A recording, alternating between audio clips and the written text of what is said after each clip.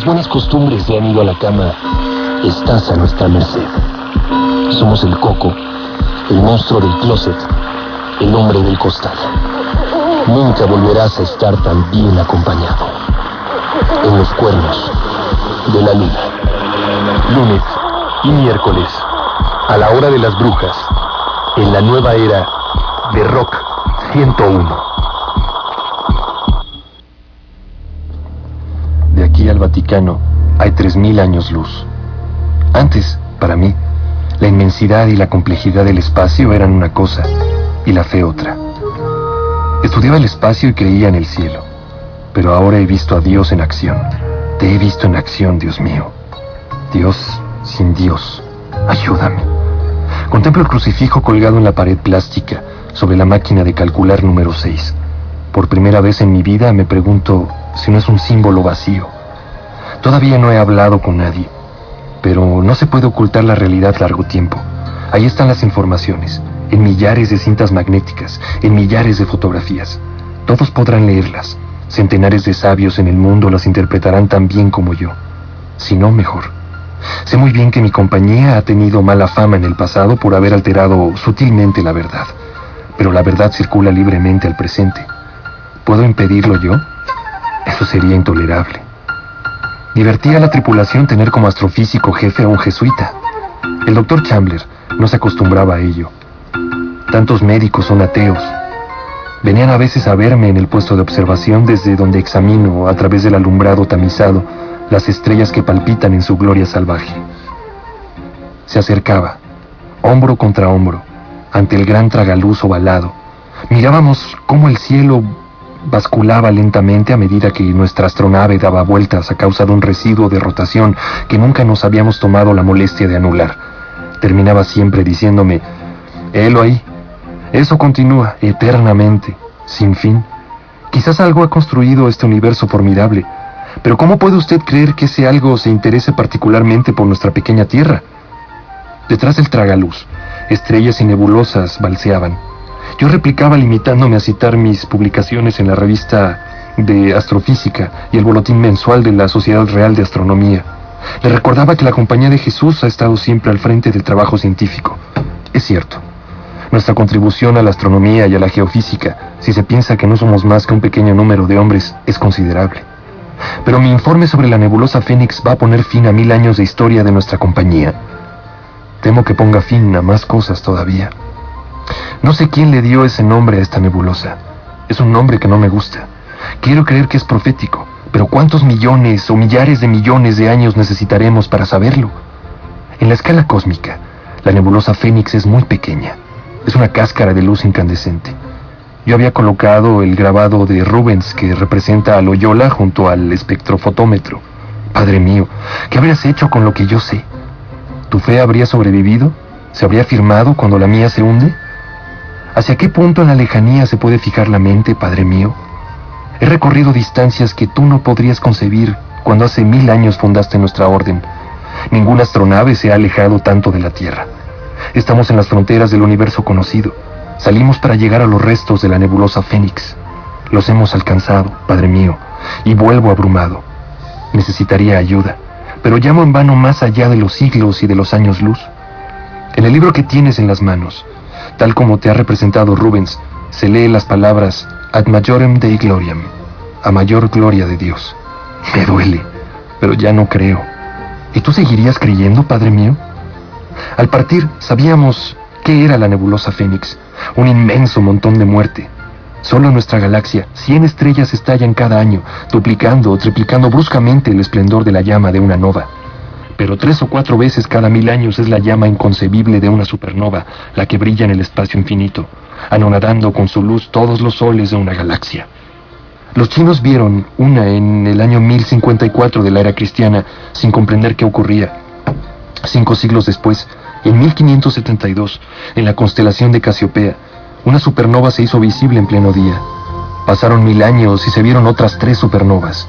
Nuestra misión consistía en visitar los restos de esa catástrofe destructora de planetas y, si era posible, averiguar sus causas. Llegamos a través de las capas concéntricas de gas. Eran muy calurosas e irradiaban una luz violeta. En el centro de una cáscara que tenía 1000 veces la dimensión de nuestro sistema solar, quedaba un objeto fantástico que había sido una estrella, una enana blanca. El cadáver de esa estrella, más pequeña que la Tierra, pero que pesaba muchísimo más. Detuvimos nuestro propulsor interestelar y derivamos a velocidad reducida hacia la estrellita. Nadie esperaba encontrar planetas. Si los había habido antes de la explosión, tenían que haber sido volatilizados. Pero encontramos un mundo muy pequeño, a una inmensa distancia de esa estrella muerta. La llama de la explosión había calcinado sus rocas y destruido toda vida. Nos posamos allí y encontramos el receptáculo. Quienes lo habían construido habían tomado sus precauciones para que lo encontraran algún día. Nuestros detectores descubrieron flechas de radioactividad grandes como continentes y enterradas en las rocas, parecidas a las luces de un faro encendido para la eternidad. Nuestra nave, siguiendo esas flechas, llegó al blanco. Las columnas de apoyo sobre el receptáculo habían tenido 3 kilómetros de altura. Ahora parecían cirios derretidos. Excavamos durante semanas a través de las rocas calcinadas. Harán falta generaciones de seres terrestres para hacer el catálogo de los mensajes enterrados. Quienes han dejado esos recuerdos de su vida sabían que su sol iba a estallar. Lástima que no dispusieran de más tiempo. Sabían viajar entre los planetas de su sistema, pero no habían descubierto la navegación interestelar. Y el sistema solar más próximo se hallaba a 10 años luz. Eran seres humanos. Los vimos enseguida en sus esculturas. Han dejado películas y máquinas para proyectarlas. Y toda la belleza, toda la gracia de una civilización divinamente superior a la nuestra, se nos aparecieron. Sus planetas eran bellos, sus ciudades tenían un encanto exquisito. Los hemos visto trabajar y jugar, hemos oído sus voces musicales. Tras mis párpados, se ha fijado una escena. Unos niños juegan en una extraña playa de arena azul, y el sol traidor, cuya explosión iba a martirizar esa inocencia, se hunde tranquilamente en el mar. Lo sé. Culturas y razas han desaparecido de nuestra tierra, pero la de allí es una destrucción completa, el engullimiento irremediable de todo un mundo en plena floración y en pleno triunfo. ¿Cómo conciliar esta muerte inmensa con la compasión de Dios? No obtengo respuesta. ¿Acaso, Padre Loyola, oíste voces que para mí y para mi alma están muertas? Nada me ha ayudado en los ejercicios espirituales. No había más mal en ellos que en nosotros, Padre mío. No sé a qué Dios adoraban. Ni siquiera se adoraban un Dios, pero he visto su belleza a través de los siglos. Adivino lo que mis colegas de las sociedades sabias dirán a mi regreso. Dirán que el universo no tiene plan ni propósito. 100 soles estallan cada año en nuestra galaxia. En este momento mismo, en las profundidades del espacio, formas de vida y de pensamiento desaparecen, y que esas formas hayan hecho el bien o el mal, nada cuenta finalmente. No hay justicia ni Dios. Sé que mi emoción supera mi lógica. Dios no tiene por qué justificar sus actos entre los hombres. Quien ha construido el universo tiene derecho a destruirlo o a transformarlo a su gusto. Podemos atrevernos a decir lo que puede hacer o no hacer. Sí, eso es una arrogancia parecida a la blasfemia. Conozco esos argumentos, Padre mío. Pero hay un punto más allá del cual la fe más profunda se agrieta. He llegado a ese punto. Mis cálculos me han llevado a él. Antes de llegar a esta nebulosa sacrificada, no podíamos saber cuándo se había producido la explosión. Ahora lo sabemos por la observación astronómica directa y por el análisis de las rocas. Sé también en qué fecha exacta la luz de esta catástrofe brilló durante unas horas sobre la Tierra, en qué fecha la luz de esta supernova iluminó el cielo de la aurora de un país de Oriente. No es posible duda alguna. El antiguo misterio está resuelto ya. Habrías podido utilizar tantos otros fuegos, Dios mío, para avisar a los magos. Dios mío, ¿por qué arrojaste a esos pueblos bellos en el horno ardiente para que el resplandor de su fin brillara sobre Belén? Arthur C. Clarke. Buenas lunas, esto es Rock 101 en los cuernos de la luna. En los controles se encuentra el ángel de la noche. Mi nombre es Iñaki, el teléfono otra vez está en huelga de líneas caídas. Bueno, sigue todavía en huelga de líneas caídas. No, lo acaban de desconectar ahorita en la esquina, creo. Acaban de desconectar, estaban desconectando las líneas. Entonces por eso llevamos una semana con el chamuco dentro del teléfono. La puerta de las terminales de los cables está abierto y no sé por qué en la noche llegan a desconectar, no sé por qué lo desconectan. Pues quién sabe, igual es por ahorrarse no creo. Bueno, es que ahora sí trabajan en la noche, pero en fin, a ver si ahora sí ya lo reparan como debe de ser. Ya llevamos casi una semana más o menos con esto. La maldición del teléfono descolgado. Sería un buen caso y un buen programa por los conos de la luna, pero mejor lo dejamos por otra ocasión.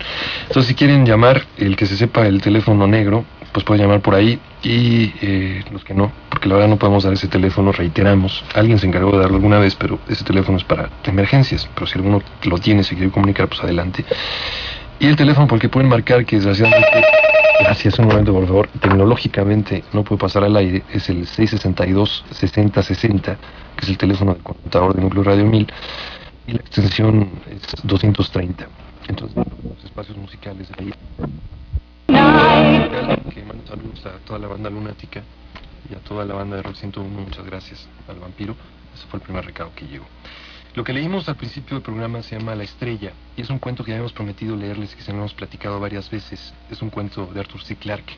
Es un cuento tan importante que le mereció a Arthur C. Clarke el premio Hugo. El premio Hugo es el premio Hugo y el premio Nebula son los dos premios más importantes que se dan a la ciencia ficción. Se lo dieron en 1956. Más o menos, sí, lo escribió en 1956 y le dieron el premio Hugo Gernsback, que era uno de los principales editores y escritores de ciencia ficción en la época del Pulp, de la revista Pulp, que eran las revistas. ¿Ustedes se acuerdan de esta película de Pulp Fiction? Bueno, tiene que ver con esos cuadernitos, esas revistas hechos muy baratos, con pulpa de árbol, que eran muy baratos, que se vendían hace mucho tiempo. Entonces, Hugo Gernsback era el de los primeros que empezaron a escribir ciencia ficción. No sé, en los años 30 más o menos. Ahí empezó gente como Isaac Asimov, como Arthur C. Clarke, etcétera, y de ahí se quedó el nombre de este señor por uno de los premios más importantes de este género. Además, digo, Arthur C. Clarke, el que no lo conozca, pues se puede acordar. Por ejemplo, él escribió el guión de la película Odisea 2001, junto con Stanley Kubrick. Entonces ya para eso ya es una persona muy importante, además de que es un gran divulgador científico. Le llaman el profeta del siglo XX. Este hombre, no porque tenga poderes proféticos, sino porque este hombre posee una especie de visión histórica importantísima, un sentido común impresionante para poder detectar hacia dónde va la humanidad en base a los elementos que contamos actualmente, los elementos tecnológicos, sociales y políticos. Además de que también es un gran investigador de lo oculto, y él siempre trata de darle razones verídicas a las cosas ocultas. Y eso también le mereció tener un programa que se llama Misterios de Arthur C. Clarke o algo por el estilo, en donde él trata de explicar programa tras programa todo lo que se refiere a todos los temas ocultos que también tratamos de hacer en este programa, de darles una explicación o dos. La explicación dependiendo de cada vertiente, la explicación lógica, científica, o la explicación que dan los que creen en este tipo de hechos extraños y sobrenaturales. Pero en fin, además de ser divulgador científico y escribir muchísimos libros sobre este tema, no tantos como Isaac Asimov, pero sí más o menos por ahí. Es un gran escritor de ciencia ficción, como acaban de escuchar. Y esto formaba parte de su inquietud ante la religión. Si leímos esto y no lo leímos el día de Navidad, es por algo muy importante. Aquí un sacerdote jesuita, en el futuro, es enviado junto con una tripulación a una astronave a verificar una nebulosa. En esa nebulosa encuentran, como ya escucharon en el cuento, un planeta muerto hace ya mucho tiempo por la explosión de eso. Al hacer los cálculos matemáticos se da cuenta que lo que hizo esa supernova o esa estrella que de pronto se convirtió en supernova y destruyó todos esos... ¿Qué pasó aquí, Angelito? Bueno, eso fue la supernova que explotó. Bueno, efectos especiales de Ángel. Lo que hizo que esa supernova explotara y redujera a cenizas todos esos mundos, salvo uno en donde encontraron restos de una civilización. Eso se vio haciendo los cálculos matemáticos, y según el cuento de Arthur C. Clarke, hace 2000 años, y era la famosa estrella de Belén, según la anticipación científica de Arthur C. Clarke. Entonces pone aquí un jesuita como protagonista. Los jesuitas son los señores pertenecientes a la famosa Compañía de Jesús, fundada por San Ignacio de Loyola. Eso quiere decir que festejamos igual un poquito tarde, pero a la manera de los cuernos de la luna, el día de San Ignacio de Loyola. Entonces, felicidades a todos los... ¿cómo se dice? A todos los Ignacios, ¿no? A todos los Nachos. Okay. Felicidades a todos los Nachos, a todos los tocayos. Perfecto. No los doritos, ¿eh? ¿Perdón? No, Ángel, nos va a cobrar el comercial. Felicidades a todos los tocayos, porque tiene que ver más o menos con lo que sucedió ya el día de ayer, el día lunes. Y vamos a pasar vamos a platicarles en este programa de Los Cuernos de la Luna en esta ocasión, pero antes un poco de música. Vamos a hablar acerca de la historia desconocida de la náhuatl, según algunos ufólogos y algunos astroarqueólogos, qué fue o cuál es su interpretación de los códices náhuatl de la conquista. A ver si ustedes tienen una mejor opinión al respecto. Esto se llama Luciferama y es parte del disco en vivo de Alan Parsons. Lo mejor de Alan Parsons en vivo se llama este disco. Y contestando a lo que nos preguntaron hace un momentito, la primera canción que escuchamos se llama La leyenda del hada y el mago y viene en el primer álbum de Rata Blanca que se llama Magos, Espadas y Rosas, que es un excelente grupo de metal de los 80 argentino. Gracias a Carlos porque nos llamó ahorita y tuvimos una conversación sobre lo que es una nota que llegó la semana pasada. Parece que sí viene llevada por una agencia informativa. Ustedes acuérdense que si leen una nota y esta nota no viene avalada por una de las agencias informativas importantes, probablemente la nota no tenga mucha credibilidad, pero esta sí parece ser que sí viene avalada. Que la British Broadcasting Corporation, la famosa BBC de Londres, pagó o compró los derechos por una filmación igual se la compró al gobierno de los Estados Unidos, no sé. Carlos mañana amablemente nos va a faxear la nota esta para poderla leer el miércoles en Los Cuernos de la Luna. Ya habíamos escuchado acerca de esta nota, ya me habían platicado acerca de ella, sobre la autopsia de unos extraterrestres. Esto no fue un momentito, por favor. Esto no fue recientemente. Esto fue en el año de 1947. Si ustedes recuerdan, ya lo hemos platicado en este programa o si han leído en algún otro lado, acerca de una famosa serie de ovnis, o fue uno solo, o no fue ninguno. En esto hay muchísima confusión informativa. Esto sucedió en Nuevo México, en Roswell, en la base Roswell del ejército norteamericano, de la Fuerza Aérea Norteamericana, por ahí del 47, cuando más o menos surgió la oleada contemporánea de los ovnis, cuando Kenneth Arnold vio su ovni en una avioneta ahí en Washington, en el estado de Washington, etcétera, etcétera, cuando se fue la primera oleada importante de ovnis. Entonces parece ser que, según dice la leyenda, los norteamericanos guardaron en un hangar, el famoso hangar 18, que parece ser que no era 18, sino que era 35, algunos dicen que era 12, en fin, nadie se pone de acuerdo porque la historia, repito, es muy confusa. Pues resulta que los norteamericanos tenían guardados los cadáveres de los ovninautas, que eran seres extraterrestres, a todas luces extraterrestres porque su parecido con el ser humano era remoto. Claro que eran bípedos, caminaban en dos pies, con dos piernas, tenían brazos, dedos alargados, una cabeza muy grande, en fin, clásica forma del extraterrestre de las películas o las novelas de ciencia ficción. Entonces, parece ser que ahí les hicieron la autopsia. Esa autopsia fue filmada y según esta nota que apareció en el periódico la semana pasada, parece que la BBC de Londres compró los derechos de esta filmación. Entonces, en cuanto Carlos nos faxee esa información, o si alguno de ustedes puede comunicarse, bueno, es que va a estar un poquito difícil hacerlo, a ver si ya el teléfono está bien para el próximo miércoles, pero si tenemos antes esa información, se las damos el miércoles aquí en Los Cuernos de la Luna. De todas formas, muchas gracias a Carlos. Es que si vamos a hacer, nos pide también otra persona hace rato que si vamos a hacer un programa sobre esto del hangar 18 para, corregir algunas dudas que haya. Sí podemos hacer un programa del hangar 18, nada más que le repito, todos los datos existentes sobre el famoso hangar 18 son muy confusos. Hay muchas contradicciones dentro de los hechos. Les repito que algunas personas dicen que es el hangar 18, otros que es el hangar 35, otros que el hangar 12, otros que no pasó absolutamente nada. Unos dicen que fue solamente un ovni el que se estrelló, otros que fueron 3. Y a partir de ese incidente en Roswell, en Nuevo México, toda la información que se filtró, porque aunque sea el plan más ultra secreto, siempre se llega a filtrar algo, probablemente degenerado a manera de chisme, probablemente con fidelidad, quién sabe. La mecánica del chisme es asombrosamente extraña. Empezaron a aparecer también casos de ovnis estrellados en diversas partes del mundo, desde la Patagonia hasta África del Norte. ¿No será esto también efecto de gente que quiere notoriedad o aparecer en los diarios? ¿O esto de que se estrelló algo, como según el ejército norteamericano siempre dijo, porque está documentado en los periódicos de Roswell, Nuevo México, en aquella época, de Albuquerque, en donde se llevó un avión también con los supuestos cadáveres, que es la capital del estado de Nuevo México? Se llevó, aparecieron los titulares que se había encontrado algunas cosas extrañas en una explosión en Nuevo México, en Roswell. Entonces, el ejército norteamericano se supone que falseó la información y dijo que no había sido ningún ovni, ningún objeto venido de otro planeta, sino que había sido un globo sonda. Y otras personas también atacando al ejército norteamericano empezaron a decir que no, que cuál globo sonda, que eso no tenía ningún parecido a un globo sonda y no tenía la forma de un globo sonda, que algunos testigos de primera mano lo decían. Pero un día vamos a leer toda esa información que podamos recabar sobre el famoso accidente de Roswell y, como siempre, ustedes van a sacar su juicio. Les vamos a leer un dato que nos encontramos dentro de esa revista, también a veces contradictoria, que se llamaba Contactos Extraterrestres, que publicaba Duda. Y aquí viene la historia desconocida de la náhuatl, según una escritora, una periodista llamada Adela Irigoyen, que también se basaba en la astroarqueología, una mujer muy enterada de todo lo que es la arqueología, pero a veces la combinaba con los hechos insólitos del espacio. Y claro, escribiendo para una revista como esta, como Contactos Extraterrestres, pues debe estar versada, debe haber una combinación entre estos temas.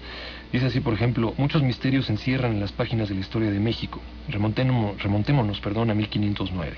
Existían lagunas y un enorme y límpido lago de agua salada, en medio del cual se erigieron en 2 islotes 2 hermosas ciudades, Tlatelolco y Tenochtitlan. Ambas fueron fundadas por los nahuas, quienes se establecieron primero en Aztlán y de ahí peregrinaron 293 años, pasando por tierras michoacanas y culhuacanas, hasta que se establecieron provisionalmente en Chapultepec. Fueron los aztecas tributarios. Su deseo de formar una nación los impulsó a ocupar los islotes inhóspitos, cuya vegetación consistía en carrizos, mismos que junto con lodo utilizaron para construir sus chozas. Hacia la fecha a que nos referimos, las chozas se habían convertido en palacios y las 2 ciudades en una, Tenochtitlan, la bellísima capital del imperio de la náhuatl.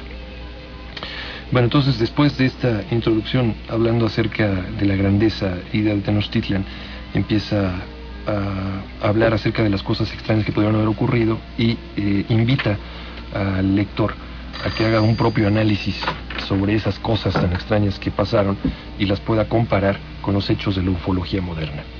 Dice: era un día soleado y apacible. Llegaban a la hermosa ciudad las canoas cargadas de verduras y todo tipo de mercancías para ser vendidas en el Tianquistli, mercado de la ciudad.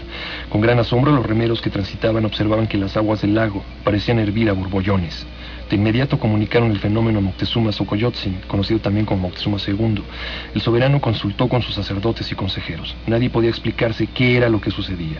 Sin embargo, decretó que a partir de ese momento el tránsito nocturno fuese el estrictamente necesario, razón por la cual no hubo pérdida de vidas. No obstante, sin viento, tormenta ni terremoto, se levantaron tan grandes olas que algunas casas fueron derrumbadas. Aquí es donde se explica, donde se dice que es un fenómeno inexplicable y que puede ser traducido como una especie de historia cósmica o que fue influencia de visitantes de otros mundos. Lo que esta señora no se acuerda es que la zona de la Ciudad de México es una zona altamente sísmica.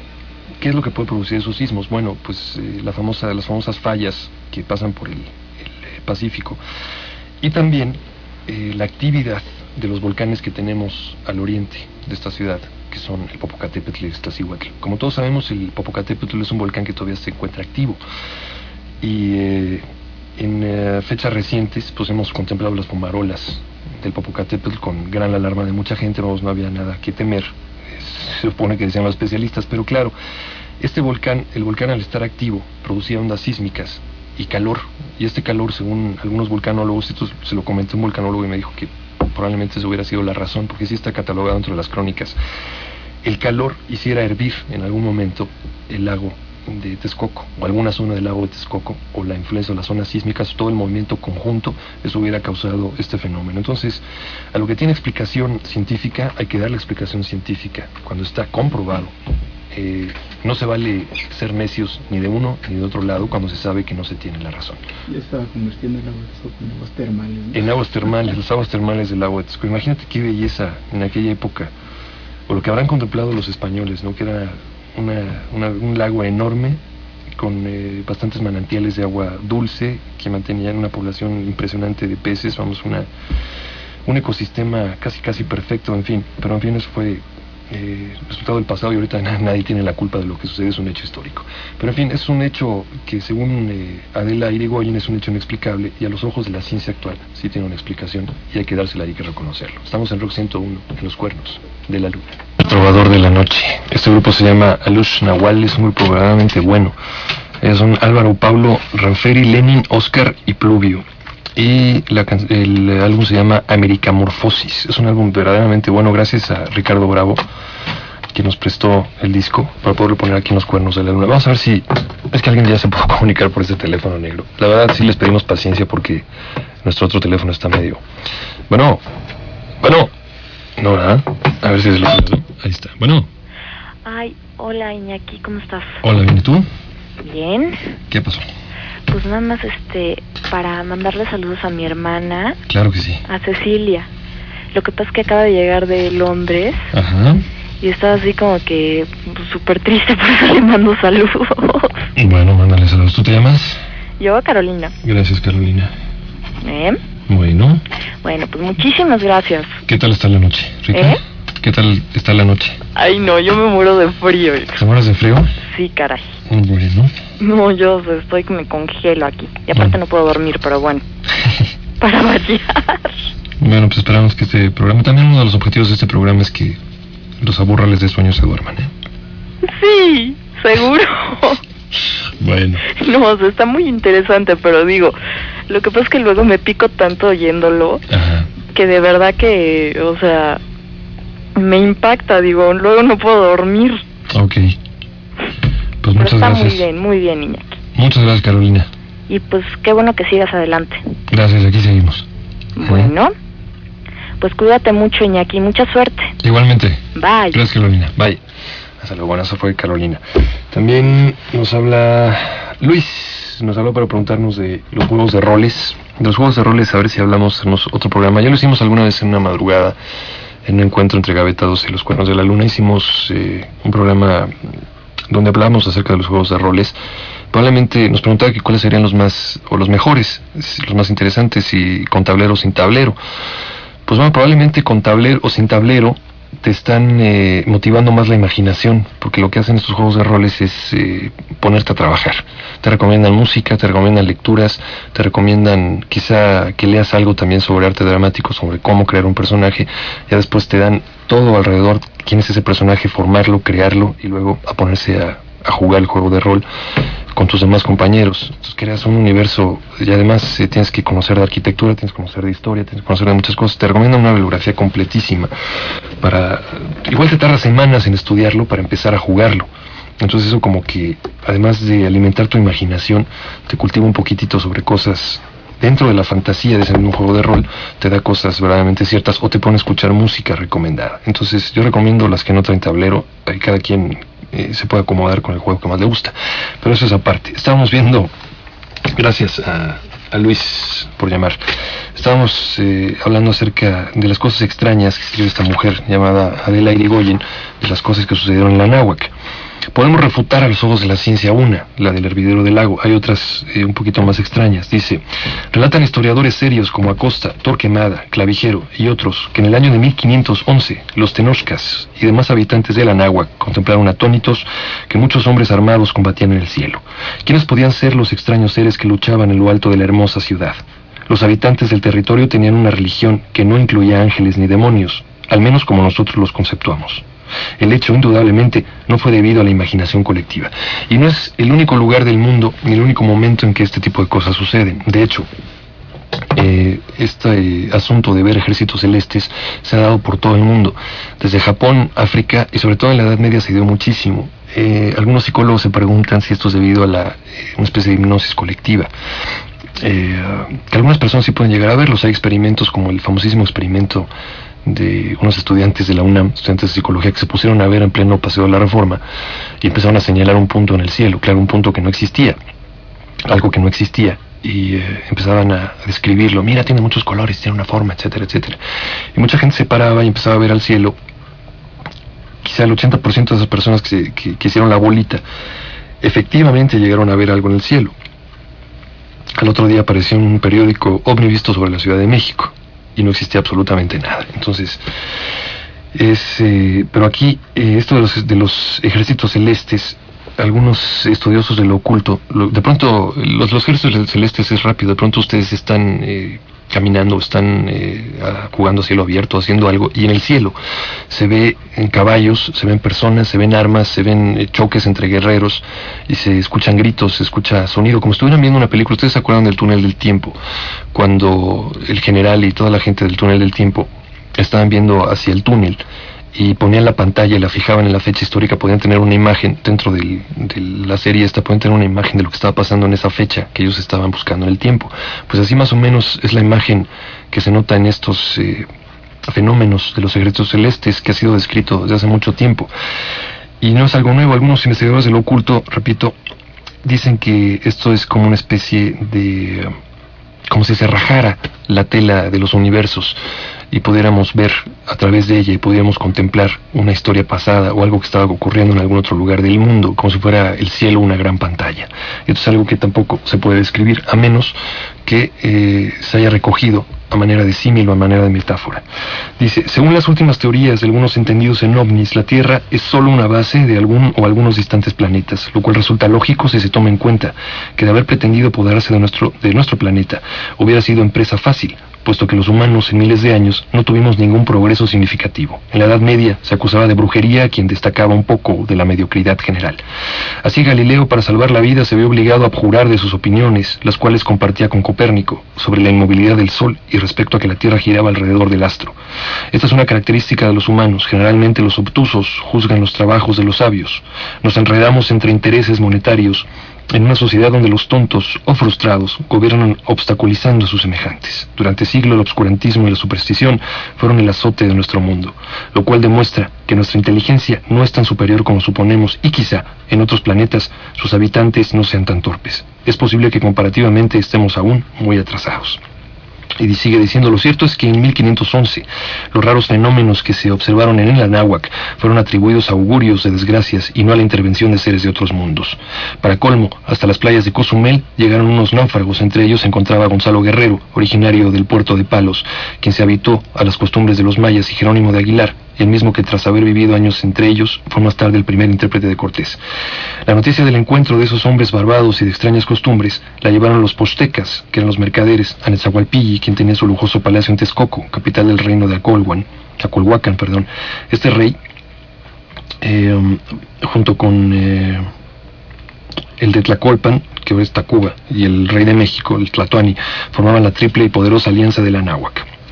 Netzahualpilli, que si bien no poseía los dotes para filosofar y hacer poesía de su padre Netzahualcoyotl, era sin embargo un rey versado en astronomía, es lo más interesante. Hombre de sabios juicios, hizo el conocimiento de Moctezuma tanto el encuentro de los náufragos como las incursiones que los bárbaros hicieron por el río Grijalva. Las leyendas de Quetzalcóatl confirmaban los nefastos presagios que los astrólogos pronosticaron a Moctezuma, en el sentido de que vendría de Oriente hombres blancos a recuperar el trono de la serpiente emplumada. Y todo este tipo de augurios fueron reconocidos por cometas que de pronto aparecían aves que tenían, en vez de testa, en vez de cabeza, tenían una especie de espejo en donde se veían estrellas y se veían de pronto naves que venían de allí en del mar. Todas estas cosas habrán sido símiles o las habrán recogido tal vez según las vieron estos habitantes del Anáhuac. Todas estas cosas en el cielo. Se sabe que la aparición del cometa que vio Moctezuma fue una aparición normal de un cometa, pero se estableció como una especie de supuesto presagio. Y, repetimos, algunos ufólogos, como esta mujer que escribe aquí, Adela Irigoyen, de pronto los pone en el plan y comparándolos como la visita de seres extraterrestres, que si ya se sabía de la visita de los hombres blancos y barbados venidos de allí en del mar, es porque alguien había estado ahí. Quizá pudo haber sido alguien también humano. Algunos dicen que fueron no sé, los caballeros templarios, esa secta que se originó en la Edad Media.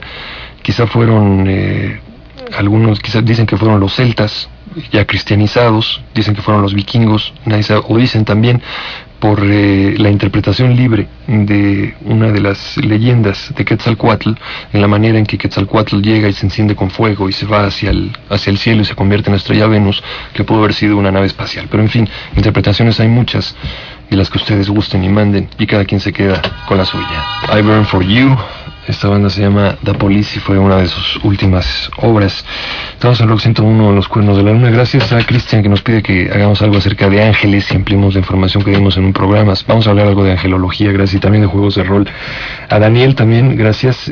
Vamos a hablar también algo de juegos de rol en algún próximo programa. Y bueno, vamos a terminar en el próximo programa con este artículo sobre la historia desconocida del Anáhuac, o lo que supuestamente hablan los astroarqueólogos. Vamos con esto. Reales o ficticios los presagios. Tenochtitlan, la más bella ciudad del nuevo continente, fue atacada con poderosas armas y cañones de los bergantines construidos por los tlaxcaltecas para el servicio de los españoles. En fin, todo este tipo de historias que nosotros ya conocemos más o menos. Dice, pero ¿quiénes eran o a qué venían a ser aquellos hombres que se vieron luchando entre sí sobre el cielo de Tenochtitlán? Hablando acerca de los ejércitos celestes. Pertenecían a planetas enemigos y al encontrarse pelearon. Eran como nosotros los humanos, enemigos unos de otros, que hacemos guerras contra nuestros congéneres y hasta contra nuestros propios hermanos. El enojo era porque cada bando tenía distinto color de piel, o porque eran de diferentes sexos, no lo sabemos. Es una de tantas incógnitas que han quedado suspendidas en las páginas de la historia. Sin embargo, nos impulsa a reflexionar. Si la conquista del nuevo continente desde Canadá a la Patagonia fue tan despiadada, arrebatando sus riquezas y territorio a quienes el desorientado Colón llamó indios, ¿qué sería de los terrícolas si nos invadieran seres de otros mundos igual de belicosos? Bueno, algunas personas dicen o piensan, por ejemplo, esta es una reflexión personal, que si los extraterrestres realmente fueran belicosos, no sé, igual no hubieran venido a conquistarnos, porque se necesita o de tener una tecnología más avanzada. Son seres buenos que nada más vienen a enseñarnos esa tecnología, pero vamos a recordar que la tecnología avanzada por lo general se utiliza para la guerra y para la destrucción. Por lo menos esta es la experiencia que tiene nuestro planeta. Entonces la Europa de aquellas épocas pues ya tenía cañones, tenía arcabuces, y toda esa tecnología la utilizaba para la conquista, para poder expandirse. También se puede pensar, y utilizando un poquito más la literatura de anticipación, que sería la ciencia ficción, que también puede haber imperios, seres o planetas con intenciones expansionistas. Entonces tienen una tecnología, pero tecnología para la guerra. Digamos que la tecnología y la guerra, desgraciadamente, no están en absoluto peleadas. Y sí puede haber tecnologías de otros planetas, digo, ya pensando en cuestión de ciencia ficción, que puedan desarrollar armas y armamentos o cosas para poder conquistar. Bueno, si lo tienen, ¿por qué no lo han hecho, no? También, eso sería otra de las preguntas. Si llevan tanto tiempo vigilándonos, ¿por qué no han llegado ya a conocernos, a saber cuál es la psicología humana para poder llegar e irse sobre nosotros, saber cuáles son nuestros puntos débiles? Que debilidades tenemos muchísimas todavía como especie en evolución, y llegar a conquistarnos. ¿Por qué? ¿Quién sabe? Si es que realmente existen y si es que realmente nos han estado observando y vigilando. Esa sería una reflexión que, bueno, cada quien puede guardar también y pensarla. Ahora sí nos tenemos que despedir.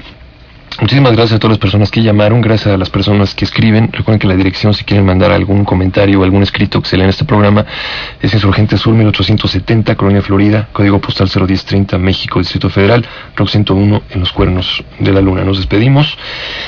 La dirección de este programa corre a cargo de Germán Huesca. En los controles, como siempre, gracias al Ángel de la Noche. Mi nombre es Iñaki. Nos escuchamos el próximo miércoles.